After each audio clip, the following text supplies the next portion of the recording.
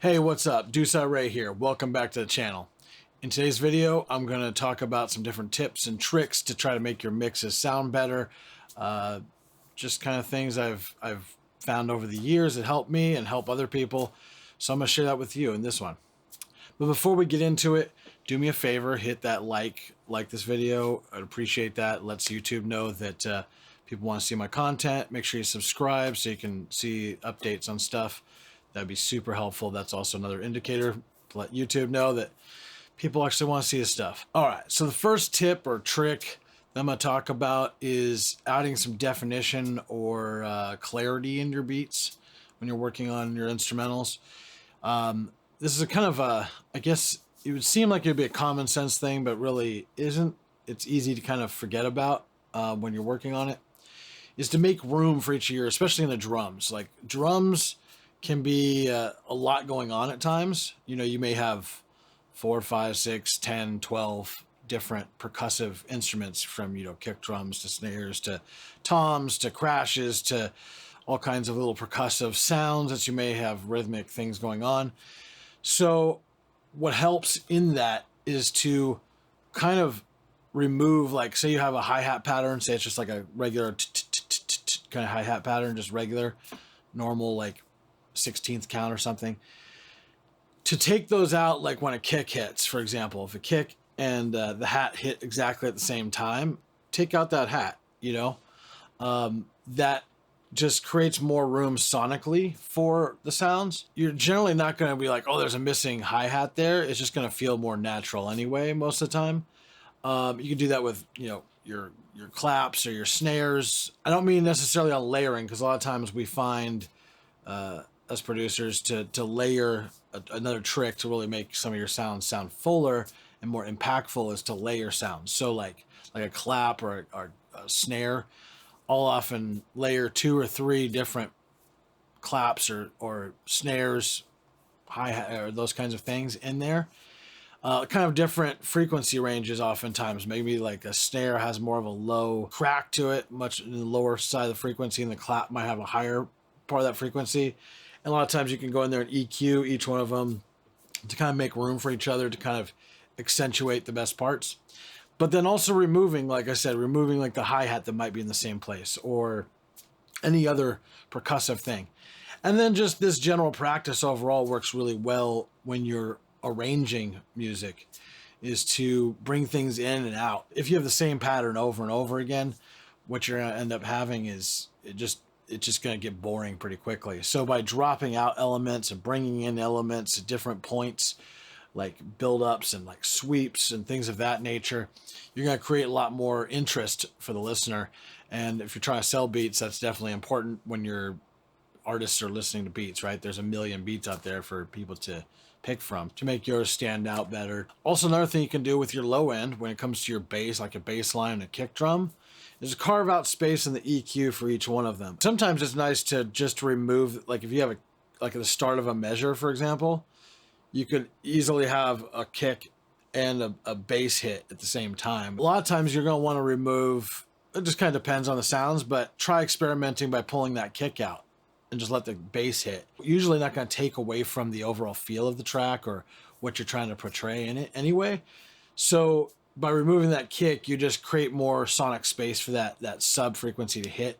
And it's going to be perceived louder and more impactful if you don't have other stuff competing for it. So the same principles that we were talking about earlier with the hi-hat and the snare and other things of that nature apply to the low end. They apply across the whole spectrum. So finding not only like space in the frequency, but like literally like the placement of these elements, right? Obviously we're trying to get that groove, get that bounce, that whatever vibe of the track you're going for. You're trying to create that emotion, that feel. And so creating space for those things to live and be heard is much more impactful. Obviously, there's times when you're going to want to build up like a chorus or maybe a bridge or something like a build-up part where you get into this really heavy section. You may have a lot going on, and that's okay too. But just remember to let it, you know, build and then drop back down. Build, you know, I mean, do different things and create that interest. It's super, super important. Another tip or trick is using compression, using it wisely. A lot of times with drums or a lot of percussive things, you're going to want to compress. You may want to compress individual elements, to shape the sound the way you want it to, obviously. But then you also want to kind of glue those things together. You want to make them feel like one group of it, like one drum kit, right? Or one group of instruments, or just one element in this thing. So using a bus compressor, sending all your percussive, what I usually do is I send pretty much all my drum stuff and most percussion to a drum bus. And that might have one or two compressors on it. I find there's two kind of techniques to compressing drums that really work really well. You can either go the really like mellow route, where you're only compressing a few dBs. Your ratio is pretty mild, so you're not like squashing the heck out of it. You're just controlling it and keeping everything in the pocket kind of tight. And you're finding the right balance of your ratio, your attack and release. There's tons of bus compressors out there. Like every DAW has one built in. I personally use on most of my drums in the SSL drum bus. I believe it's modeled after the G bus, I believe. Anyway, it's the one that comes with the SSL on the UC1. It's the stock one. One of my favorite drum things. I also like a API one from Waves. And I'll usually have on my template, I usually have both of those in there when I load up a project and I'm building something. And I'll kind of switch between the two to see which one I like best. Sometimes I might have both on there. If that's the case, I'm usually very mild on both of them. But it's really about creating that texture, that glue, especially if I'm using multiples. I'm definitely trying to create some extra texture. But the other approach you can do with the drum bus is to smash the heck out of it. You can do this a couple different ways, but a lot of these plugins already have like a mix knob or a wet dry knob. And I'll compress the heck out of it with like a high ratio. Maybe it might be slamming like 8-10 dBs of compression or something. And then I'll dial it back with the wet dry knob. So it won't be 100% wet. It may be like 50% or 70% or whatever feels right. I'll just dial it back. And then I'll turn it on and off, A/B it, see how it feels, hear the difference. So those are kind of two different ways to approach that. You could do that with multiple buses. Like you could, if you don't have a compressor that has a wet dry knob on it, you could use like say 2 buses. You could send the outputs of all the drum tracks out to one bus, and then you can use aux sends to send to a separate bus, a secondary one. You don't want to use just aux sends though when you're using a drum bus. Reason being is you're still going to end up sending a signal. If you just kind of keep it as default, most of the time it's still going out to your main output. And by doing that, you're kind of bypassing the whole effect anyway. So make sure that you have at least all the tracks, the output of those tracks goes to a drum bus. Then if you need a second one because you don't have a wet dry mix knob, you could send. What I would do is I'd take that main send to the drum bus, put your drum compressor, your drum bus compressor on that channel, then use the aux sends on every one of those channels, basically dial them into the same point, send it to another bus right next to it, and then don't put any effects at all on that, and then use those both to blend between the two to get the signal right, if that makes sense. Hopefully that made sense. But basically you're using 2 drum buses or 2 bus channels as your drum bus in that scenario. If you're trying to do that, drive it really hard, blend between the two. So that's kind of a manual way to do it, depending on what plugins and software you have. There's a way to do that in all the DAWs. So it gives you another option, and that really can help tighten up the drums and bring them kind of cohesively together. And you can do this kind of technique with other instrumentation, like string. Say you have a bunch of strings or pianos, or I do it all the time with vocals, all the time. So if like I'm usually using 5, 6, 7. I mean, I've had sessions where I've had 20, 30, 40, 50 vocal tracks.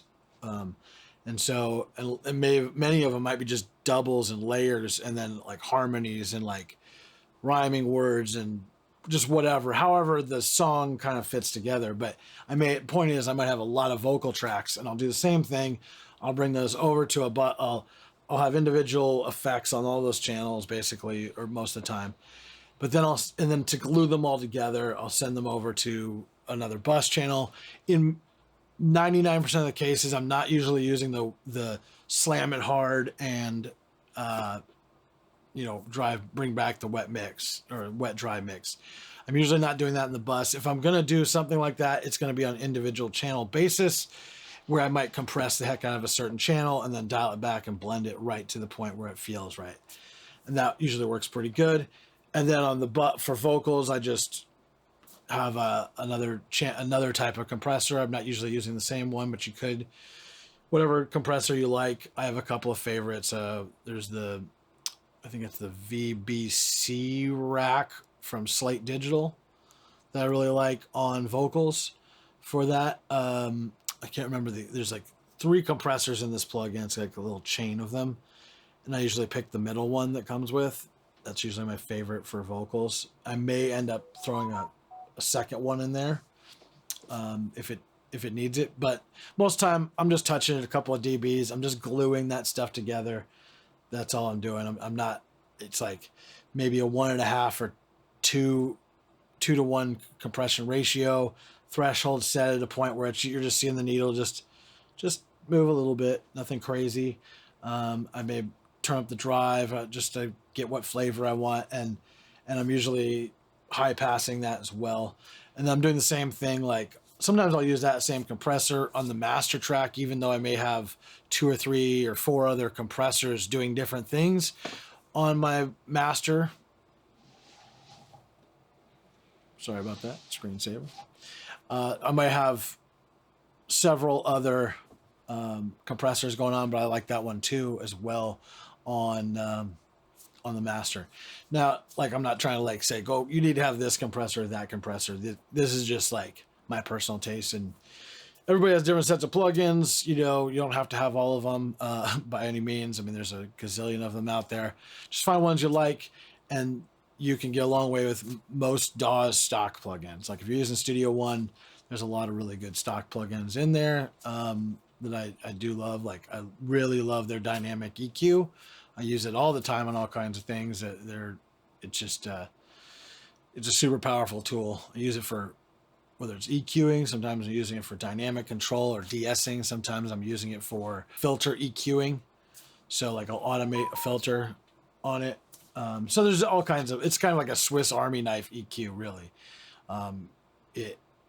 It's gotten better over the years, and they've updated it recently, and it's just turned into like probably one of my favorite EQs. So, which sucks because I bought a lot of EQs in the past and I don't use them as much anymore. So it is what it is. But if this kind of content was helpful to you, if you want me to make more of it, please comment below. Let me know, especially if there's any specific topics you want me to talk about. Because sometimes I'm like, what am I gonna make a video about? So, hey, leave feedback. Ask some questions. If there's stuff that makes sense for me to make a video about, I'll do it. So if you like this content, do me a favor, hit that like, hit that subscribe. Like I said, I post beats on here. My music is on this channel as well, my own personal music, as well as just this kind of content, me talking to camera, sometimes tutorials, sometimes studio sessions with clients or other people here if we're feeling froggy. So who knows? I do a lot of different stuff around music, basically, is the point. And if you like that kind of stuff, please subscribe. If you're looking for a place to distribute your music, DistroKid is pretty dope. I've been using it for years. I'll post a link down below. If you use that link or the code or whatever, put it in the comment section, or not the description. I'll put that in the description. You save some money for the first year, and it helps the channel out. Super appreciative. So I'm gonna start posting my DistroKid referral link in there for you guys. So if you're looking for a distributor to put your music on all the major streaming platforms, you can do that there. Anyway, thanks for watching. Sorry I was rambling so much, but I'll see you in the next one. Peace.